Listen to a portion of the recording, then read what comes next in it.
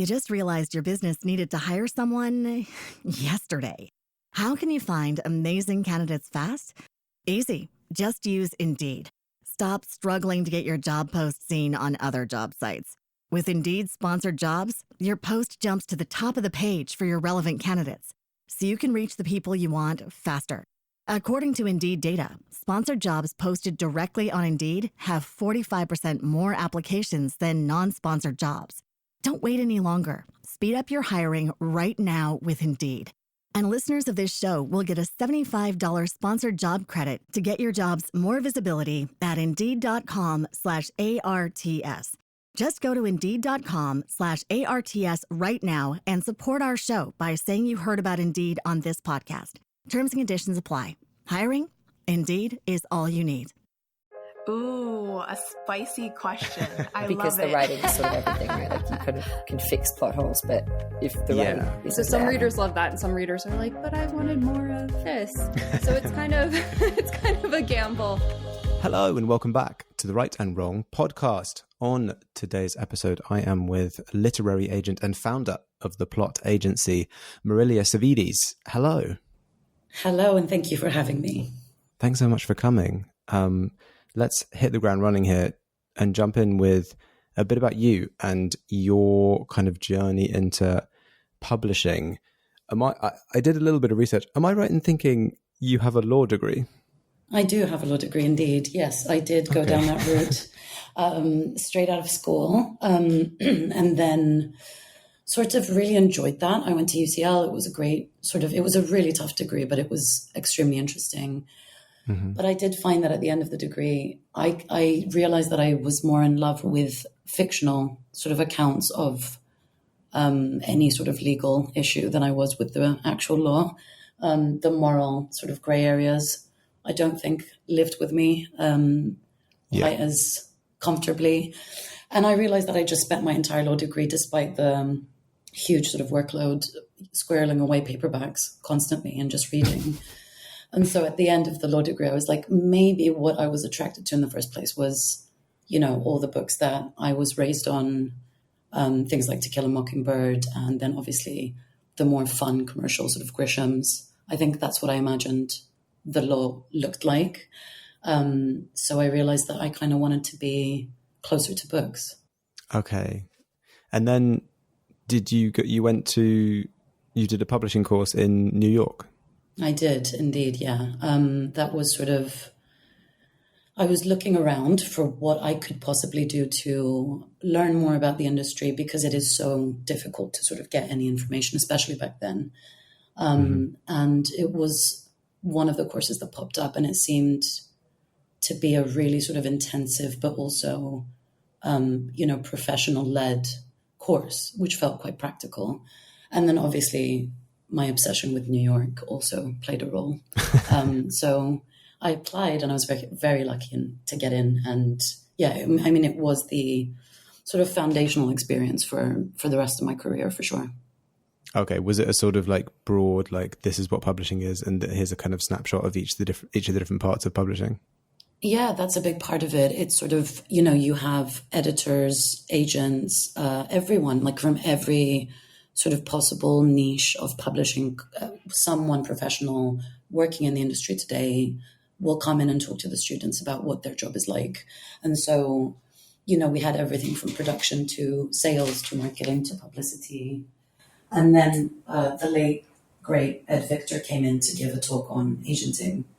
And I remember, he spent a lot of his talk talking about the author care part of the job, the discovery part of the job, but then also took us through a contract line by line. And then I was hooked, because I was like, there is a job that marries my obsession with the creative element, but also I get to do contracts, like perfect. So that's sort of where I got my first real holistic understanding of how many different hats this job entails. Okay. And after New York, you came back to London. And then is that when you started at PFD, or was it a bit later? My first sort of internship in publishing in London was with the brilliant Daniela Schlingmann, who's a literary scout. And I worked with Daniela for, I think, around a year. And I sort of went in not really knowing what Scouts do, but it was a completely fascinating sort of crash course into publishing, because you get to sort of have this unbelievable bird's eye view of the entire industry. And it sort of also teaches you to hone your understanding of what genres and subgenres work for publishers, depending on what it is they're looking for. So it sort of teaches you how to engage in targeted sort of thinking in that way. But also it gave me this brilliant oversight into what a universal story looks like. So the kind of book that would appeal to a German publisher as much as it would appeal to a Japanese publisher. What are those stories? And as someone who didn't grow up in England, I think those are the ones that I tend to fall in love with the hardest, just because there are certain stories I think that are so universal that there will be appeal just in every country, in every language. Yes, absolutely. So it sounds like you kind of cut your teeth in publishing in quite an international way. First in I did. the US, then you came back, then working with the Scout kind of internationally. That must have set you in good stead when did you later go on to work in translation rights? Translation, exactly. Yeah. That's how I started at PFD, and I loved my time doing translation rights at PFD. I was part of a great team, and again, it was I did it for a long time. I did it for about five years, I think, and besides the fact that I had the most incredible opportunity in terms of travel, going to book fairs around the world and meeting publishers from all different kinds of backgrounds, understanding different cultural sort of issues, what one audience might enjoy, what another audience might not get. It was just, again, such an incredible look into the stories that connect everyone the most. And when you have those kinds of books to sell that, 10, 20, 30, 40 languages, 40 publishers were interested in, that's kind of the most exciting possible situation to be in, where there's a real sort of connection across the board with a piece of work. Yeah, when a story sort of transcends cultural divides and things. Yeah. Exactly. And so you at PFD for, it was 8 years, I think. Yes, indeed. A primary agent. How long were you doing the translation stuff? And then how long were you a literary agent? I think translation was probably must have been about 5 years in translation, maybe 6. And then at some point I transitioned over into also signing my own clients. And then eventually that moved into a full-time sort of primary agenting position. But for a period of time, I was doing both. So I'm not quite sure when it happened. It was quite organic. So I couldn't really give you a precise date. But that's sort of how it happened for me. That always seems to be the way with literary agents, is they sort of, they're doing one role and then that bleeds into the next role. And there's like a big period of crossover and doing both, and that sort of just phases into eventually just being the literary agent. Yeah, exactly. And I think it depends, because we all come from pretty different, backgrounds, training. Our way into the industry is often very different. A lot of people come over from editorial. Others start out in agencies and become, an assistant to a primary agent from day one. It's just very, there's so many different versions of how this will look. In the same way that once you are an agent, we all sort of approach the job differently. There's no sort of, checklist of what an agent is. And so everyone sort of figures out for themselves what they want that job to look like for them. Yeah, there's lots of different directions that people come into it from. Exactly, and different strengths and all of that. Yeah, exactly. I mean, and speaking of that, I would imagine you as an agent now, given that you have all the experience doing the different markets and the translation stuff, do you kind of do all of that just as part of your role? I don't actually. I partnered with Rachel Mills Literary and Alexandra Cliff there, who actually was my colleague at PFD for a very long time, and I adore her. And she's known my list from, its infancy, basically. And so once I was able to, I partnered with RML because I do really believe that you need someone who is consistently specialized in that area, that maintains that kind of ongoing, the way that I do with the UK and the US markets, sort of keep in touch with everyone regularly. I think you do need that kind of granular level of understanding of what the market is doing today, not just what it was doing sort of a year ago, because it shifts so dramatically. So yeah, it's a delight though, having her on board and having the team on board there. Oh, okay. That's interesting to know. And then after PhD, you spent some time with 42 Management and Production. Was that setting up a book division for them? Indeed, yeah. Alongside Eugenie Furness, I went in and helped set up the sort of bones, really, the structure of a book agency within the larger 42 company. And so that was, that was brilliant. And 42 really gave me an opportunity to also learn more about book to film, about what a film or TV deal looks like. I got to meet a lot more producers to talk to them about my authors.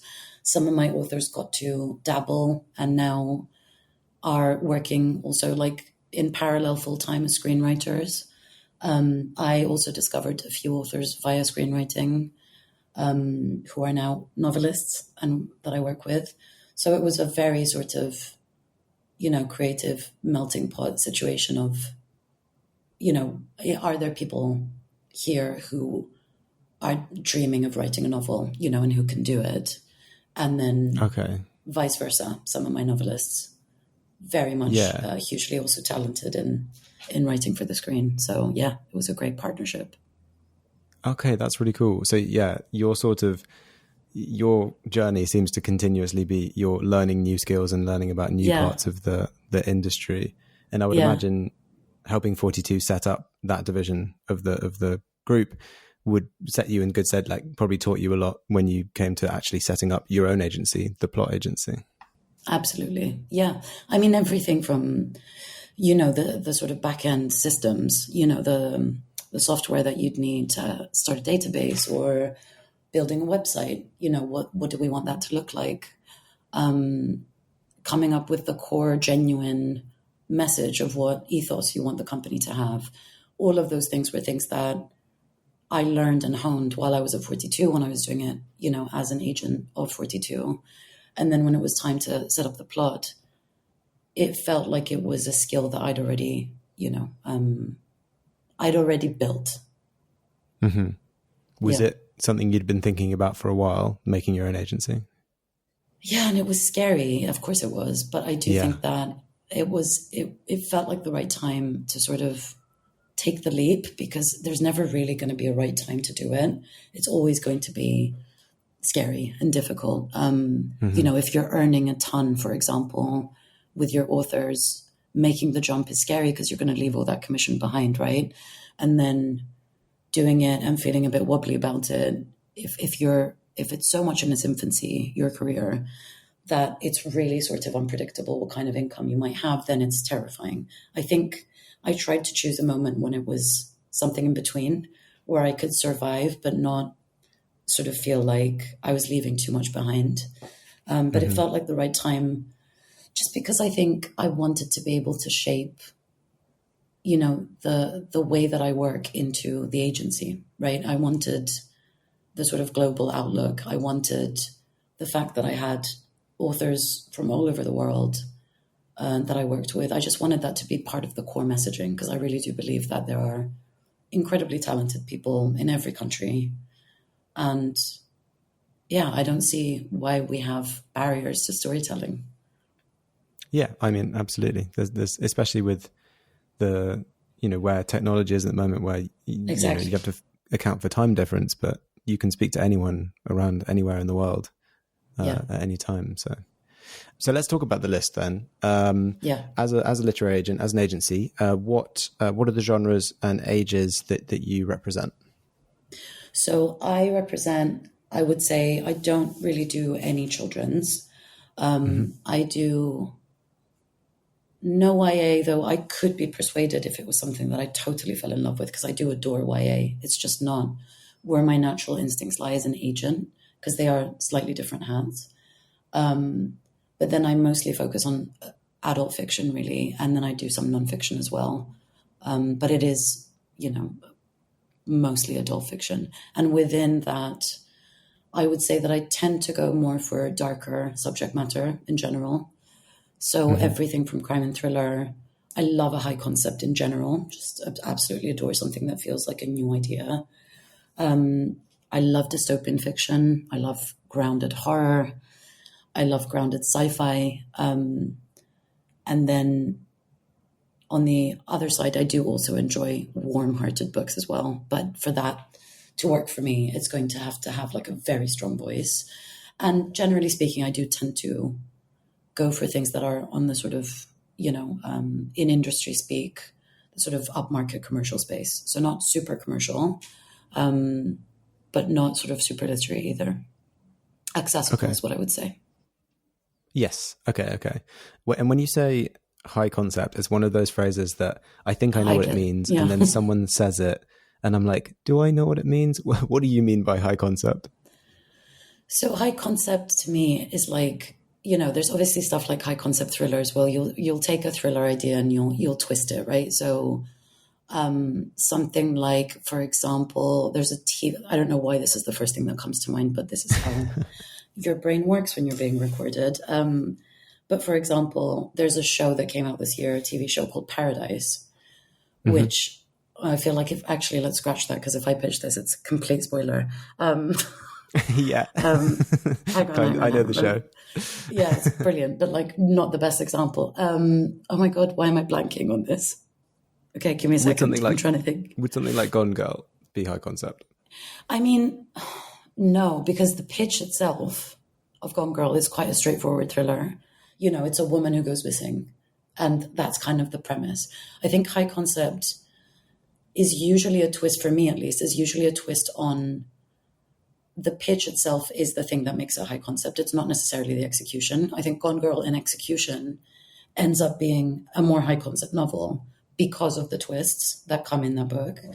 But in terms of high concept thriller, it's something that sets up the world that we are in as it is, and maybe has a thriller sort of story at its core, but it has that little sort of thing that makes it slightly new. So Blake Crouch, you could argue, is high concept.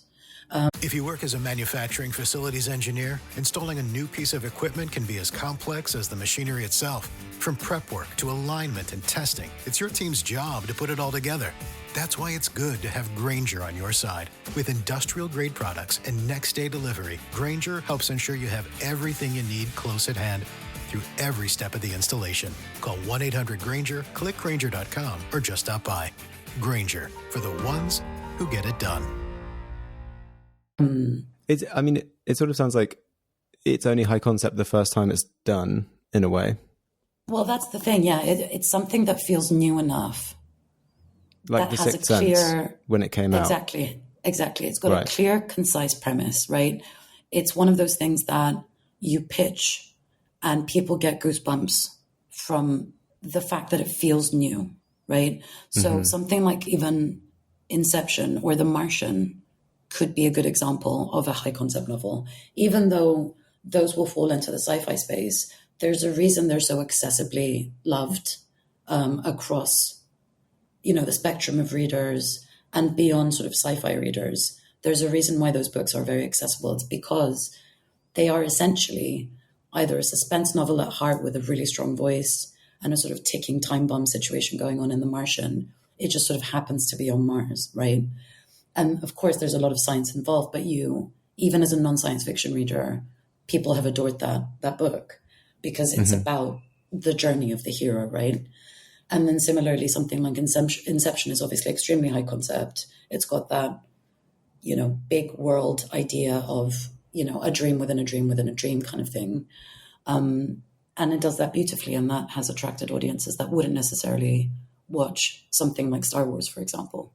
Right, sure. So it's more about the sort of novelty of the concept, and like it needs to be something new that you've not seen, at least in that way, before. Exactly. And like high concept can also be, like the movie Groundhog Day is a high concept idea, which I know is a very old example.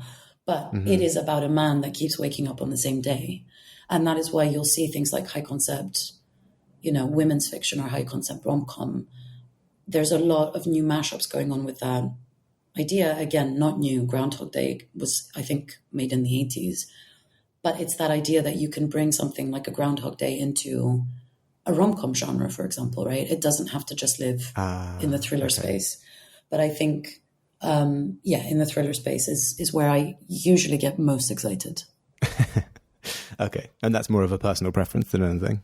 Yeah, I think so. I just love the idea of, seeing a pitch or hearing about a book that feels fresh in terms of how it's going to look at the world and how it's going to either solve a puzzle or how I'm going to watch people go through difficulty in a world that isn't quite, our own. It's a very long-winded way of explaining.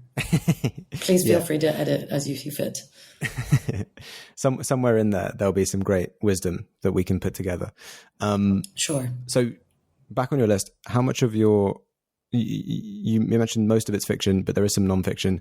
What kind of fraction or percentage is the split between fiction and non-fiction? Oh, I'd say it's probably 80-20. Okay, right. And that's about right, I think. That's about where you kind of like, you're not trying to balance it out more to a 50-50 space. That's kind of where you like it being. Yeah, I think I'm most comfortable here. Again, that might shift in the future. It's hard as an agent to say sort of this is where I'm going to always live, just because you shift as a reader as well and the market shifts and there's a million reasons. But generally speaking, the nonfiction ideas I go after tend to be things that I'm really interested in as a subject matter myself, or so I will approach the author, or I've really liked the way a creator sort of done something in a different medium that I can sort of talk to them about. So it varies, but I do tend to go for stuff myself as opposed to the other way around in nonfiction. Okay. So most of your nonfiction you've actively pursued? Yeah, in some form. Okay. Yes. And while we're talking about the shifting moods of publishing, before we head to the desert island, I wanted to ask... Moves. The ever-shifting, never standing still for a second. I wanted to ask about trends. So obviously romantasy has been a bit all-encompassing recently. Yeah. And there's a few other trends, like cozy crimes had a bit of a moment, crossover horror, those kinds of things. There's other trends. But as someone who's got their finger on the pulse of publishing, do you see any kind of rising genres or at the moment, anything that might have a moment kind of upcoming?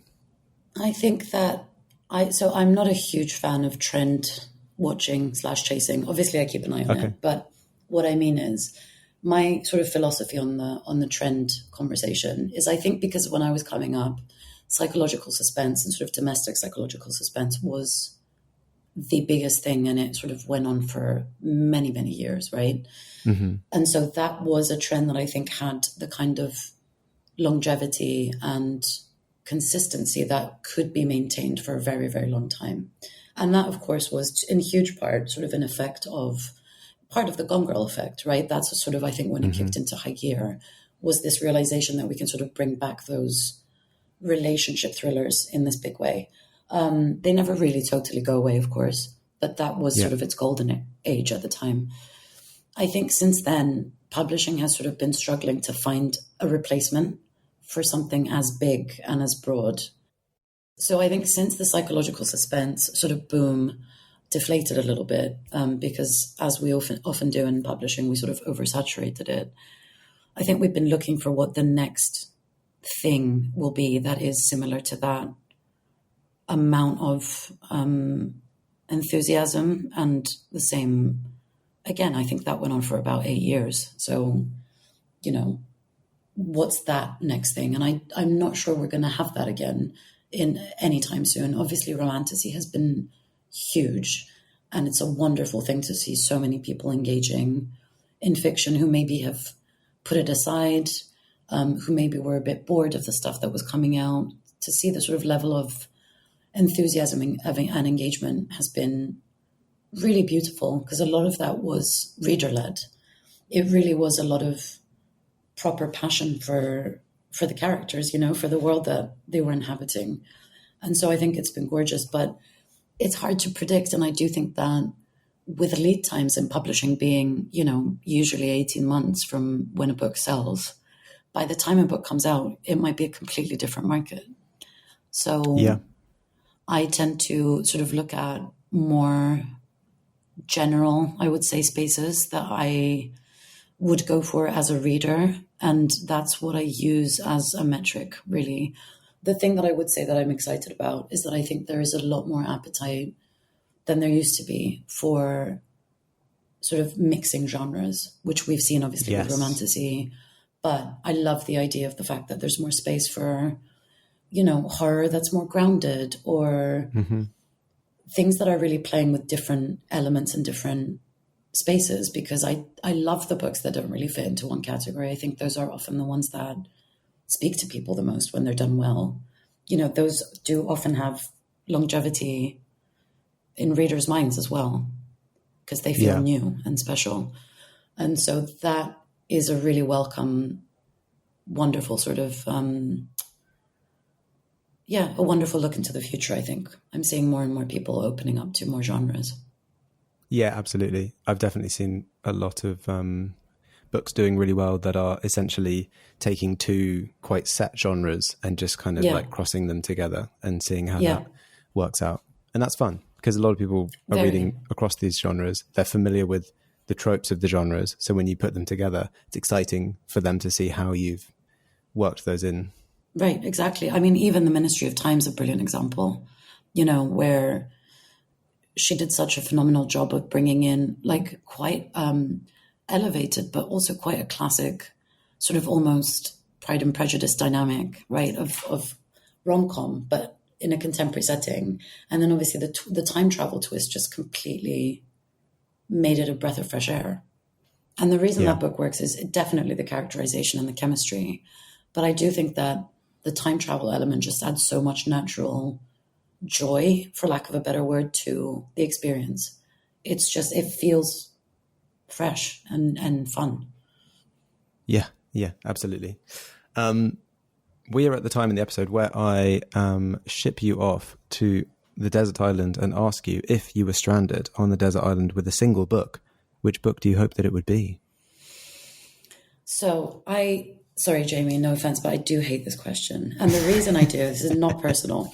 The reason I hate this question is because I think most agents sort of tend to get into this work because we have fallen in love with several different books throughout our life that have sort of led us here. It's sort of an obsession with usually a larger maybe selection of books than the average person, because we are obsessive readers first and foremost.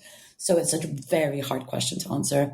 And I won't do the thing that I was going to do, which is to sort of cheat a little bit and say I'd take a Kindle and a solar charger. But I think if I had to pick one, and this might feel a bit left field and I might be cheating again, but it's okay because it's books. But I think it would have to be The Hunger Games. And if I could take the trilogy, I'd be happiest.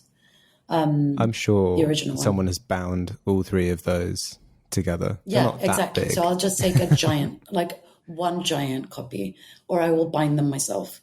I think, you know, having gone through in my brain so many books that I've completely reshaped me and changed my molecules. I think The Hunger Games I read at an age when, you know, I was sort of in my early 20s and still young enough to sort of have that real excitement about new ideas. Again, I still have it. I mean, who am I kidding?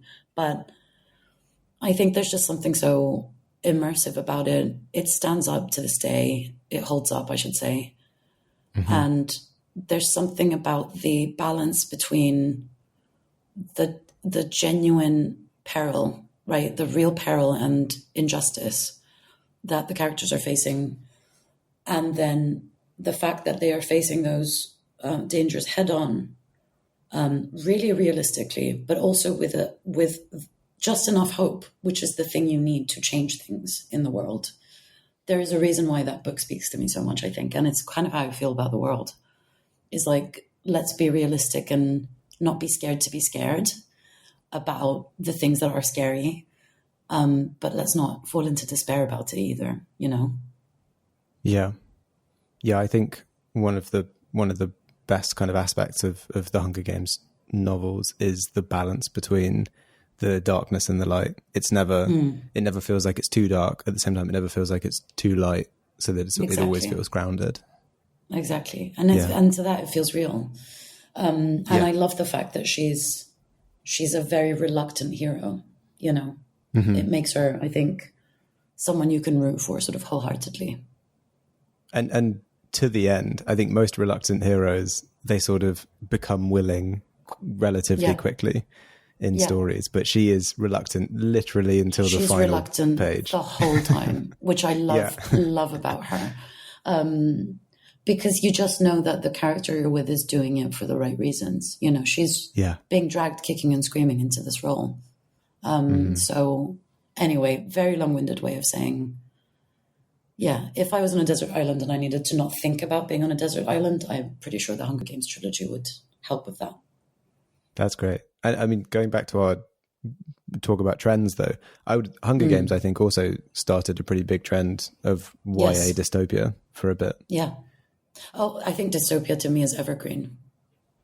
Okay. It just is. For me, my brain, the way I work, I find weird comfort in dystopia because we do live in an existentially difficult world, right? And, you know, there's been so many periods throughout human history that it has been existentially hard.